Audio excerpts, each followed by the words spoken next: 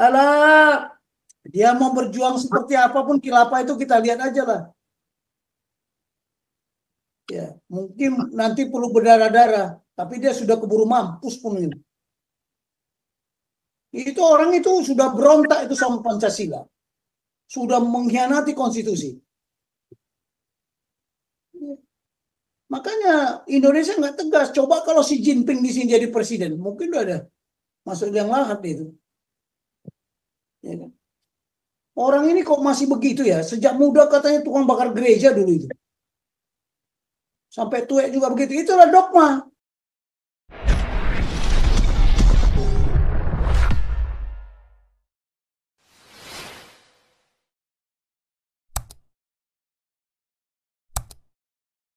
Oke, silakan.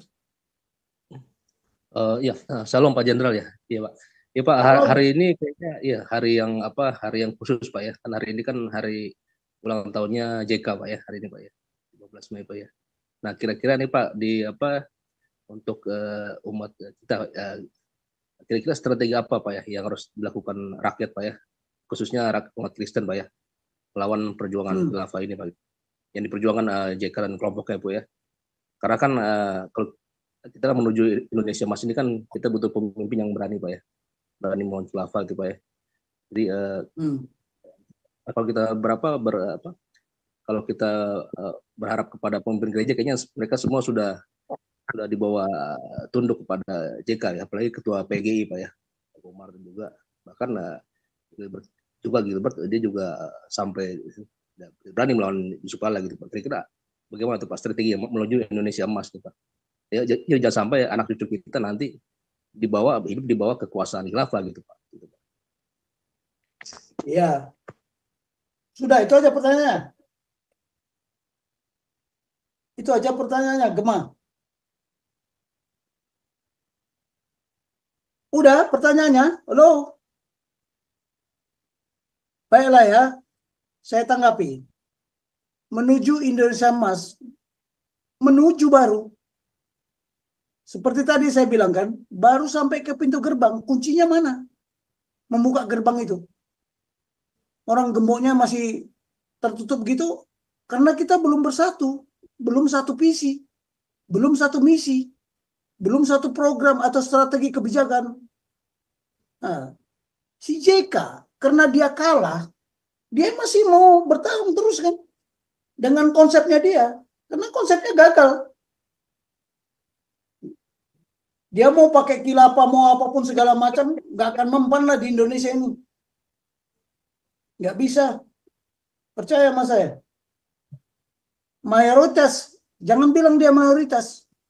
Emangnya agama Islam itu mayoritas? Berapa agama ada di Indonesia kepercayaan? Lebih banyak. Kalau jumlah manusia iya.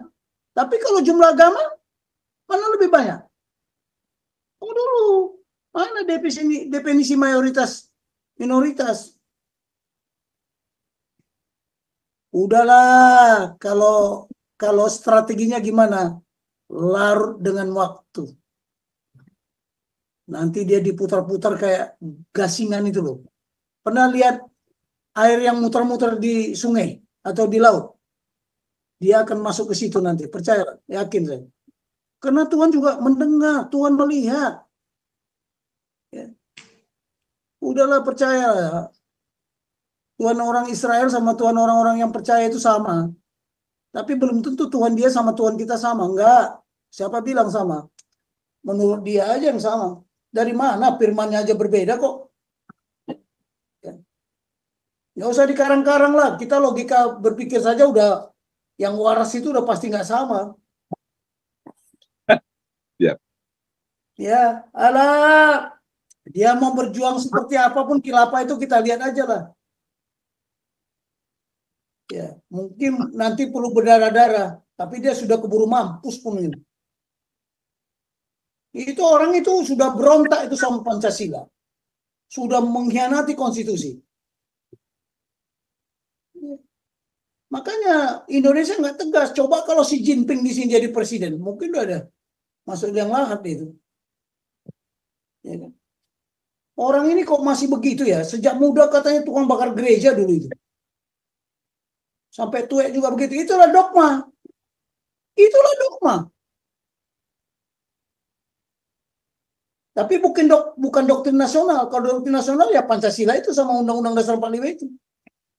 Itulah dogma. Mana ada khilafah di Undang-Undang Dasar 45. Mau apapun dia coba merubah nggak akan bisa. Porak-poranda bangsa ini, harusnya orang Batak lebih mungkin potong babi nanti berapa ekor itu kalau Batak bisa merdeka sendiri. Iya kan? Iya. Iya. Mana berani orang Arab masuk ke Batak sana, mau dicincang apa? Karena udah ketahuan, muka orang Batak kan segi 4. Mukanya dia kan udah lain itu. Ya kan? Langsung beda tulang. Beda. Iyalah, ketahuan. Dari ngomongnya juga ketahuan kan. Makanya coba-coba kemarin teroris 13 orang itu kan ketahuan lagi. Ini orang ini tampangnya bukan tampang Batak kan. Ngomongnya kan kelihatan logatnya.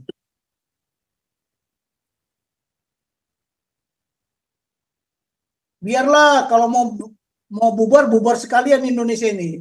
Pengen tahu aku. Iya, Masih benar. ditahan orang-orang hebat yang dipakai Tuhan tulang. Iyalah, Tuhan kan nggak omong kosong. Firman Tuhan itu Tuhan sendiri. Tahu nggak? Di Yohanes 1 ayat 1 itu udah jelas. In the beginning was the word. Tapi kita menerjemahkan salah. Pada mulanya adalah firman. Bukan. Pada mulanya telah ada sang firman. The word. Menerjemahkannya salah. Ya. The word was. Lihat was-nya itu bukan is. Was. In the With beginning. In the beginning was the word. Apa artinya was di situ? Telah ada. Itu past tense. Di Indonesia nggak ada past tense-pastenan. Tapi diterjemahkan telah ada sang firman. Kemudian apa? Izin tulang. Artinya itu sangat perkataan Yesus ya. Sebelum Abraham ada, aku telah ada, yang waktu berdebat mereka di Bait Allah itu ya Tuhan. Di Bait suci orang apa? Artinya di baitnya orang Yahudi dia tulang. Kan ya. Itu berkaitan besar ya. Makasih tulang ya. Iya, jadi in the beginning was the word. Itu bahasa Inggrisnya ya. Jadi was, telah. Tapi ada the, bukan a word. The word. Kalau ada kata the, pasti benda. Apa? Sang firman. Sang firman itu apa? Ya Tuhan itu sendiri. Kemudian dilanjutkan kan. The word was. Nah, telah lagi. Telah. The word was with God. Bersama-sama. Jadi telah ada bersama-sama dengan Tuhan. Kemudian terakhir lagi. The word was God. Jadi firman Tuhan itu adalah Tuhan sendiri. Yang telah ada. Jadi bukan kitab suci itu diurut-urut. Tapi coba cek di kitab Kejadian 1 ayat 1 sama Yohanes 1 ayat 1. In the beginning semua. Hati-hati loh, aku membaca itu pelan-pelan. Ini kok kata was kok di sini lain lagi. Di sini lain lagi. Aduh. Aneh kan? Tapi mana yang benar? Ya cari sendiri lah. Orang perintah itu bukan kepada saya saja kok, kepada kalian semua kok. Apalagi kita semua tuh. Iya, perintah itu kepada kita semua. Tapi bagaimana cara menganalisa, cara mengkaji apa kata firman Tuhan? Karena firman Tuhan itu ya, gospel itu, gospel, itu banyak perumpamaan-perumpamaan yang harus kita terjemahkan.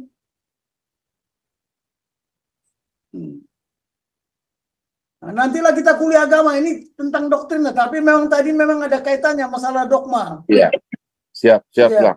Karena sekarang ini sedang berkelahi dogma dengan dogma. Orang beribadah di rumah sendiri kok nggak boleh. Sebenarnya orang yang melarang itu ya bisa kena KUHP 551 loh. Iya, siap. Betul, Iya. betul. Loh. Rumahku Penyerangan. istanaku. Rumahku istanaku. Kedaulatan ada di situ ya. Ya. Coba kalau ke aku sini, ada yang berani nggak? Aku mau nyanyi-nyanyi. Mana sini? Lihat tampangmu. Mukamu saya bacok nanti. Ya. Ya, karena saya punya kekuatan. Kalau Ya. saya nggak berani kekuatan ya, manut-manut lah. Daripada berkelahi, ngapain? Bukan itu sasarannya kok. KWP 551 itu tulang. Iya, bener. Tapi kok nggak ada, polisinya pun goblok juga itu. Gamang dia.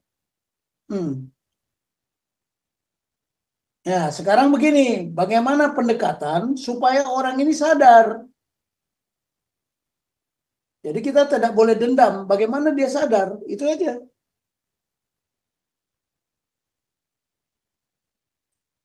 Bagaimana dia sadar? Ya udahlah, kebenaran pasti benar lah. Soalnya sekarang Ya. ini ada pembenaran melawan kebenaran. Semua dibenar-benarkan. Masih ada lagi, Tasya? Nanti anak saya bangun lagi panggil Tasya. Iya, Bu Pak. Tasya, masih ada Iya, Pak. lagi? Masih ada lagi nggak? Ini Pak Roy Sihaan masih mau bertanya, Pak. Soalnya angkat tangan.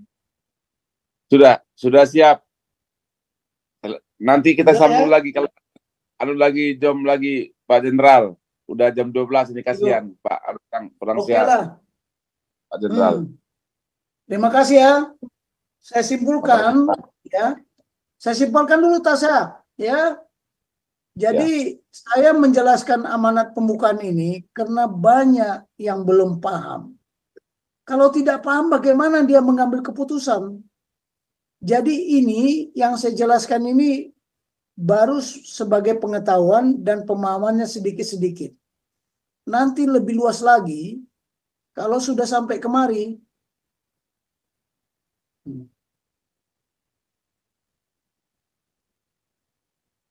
Nah, ini lebih detail lagi nanti.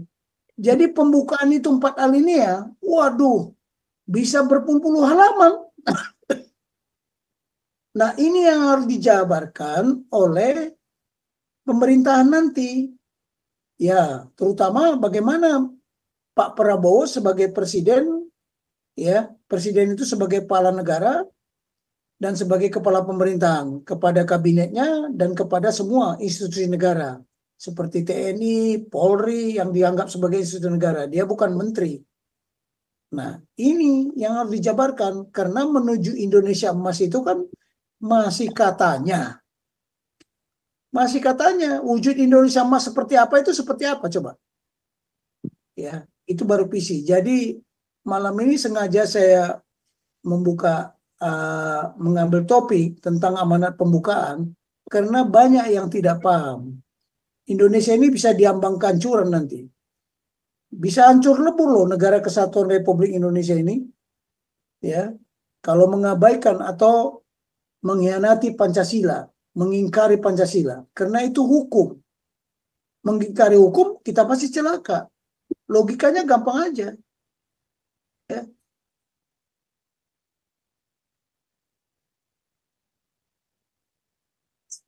Siap. Kekuatan kita sendiri. Padahal hukum itu untuk melindungi supaya kita tidak celaka. Kan gitu, janganlah kau mencuri. Ya kalau kau mencuri pasti celaka kan gitu. Nah, itu. Jadi bagi saya memberikan pencerahan ini supaya kita yang ada di Zoom ini bisa paham lah. Ya, Siap. baik yang mengikuti atau tidak terjun langsung, ya, saya berterima kasih lah kalau masih mau memperhatikan. Demikianlah, Tuhan memberkati Indonesia, Tuhan memberkati kita semua, dan Tuhan memberkati kita yang mendengarkan di Zoom ini. Amin. Amin. Amin. Terima kasih, Tulang. Terima kasih.